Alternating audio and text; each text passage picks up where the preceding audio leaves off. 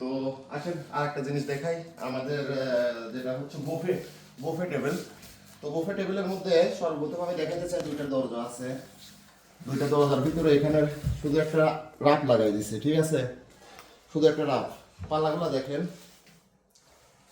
ওটা সম্পূর্ণ হাইড্রোলিক। আমি ম্যাক্সিমাম কাজগুলো করার চেষ্টা করি হাইড্রোলিক, এবং কাজগুলো দেখেন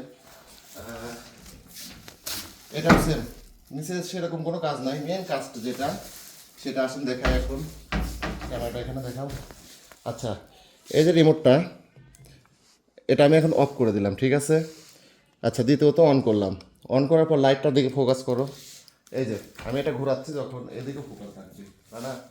এটাও যখন ঘোরাচ্ছি এটা, তখন এটা আলো কিন্তু বেড়ে যাচ্ছে, এবং যখন কমাচ্ছি আলোটা কিন্তু কমে যাচ্ছে, দেখেন।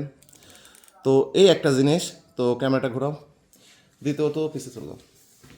দ্বিতীয়ত আমার নাম্বার ওয়ান আসলো, নাম্বার ওয়ানে এটা, ঠিক আছে, এই দেখেন। ও সরি, নাম্বার ওয়ান এটা।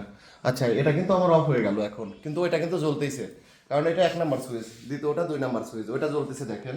এটা কিন্তু 2 নাম্বার সুইচ। আমি 1 নাম্বারটা অন করলাম, দেখেন সেম সিস্টেম।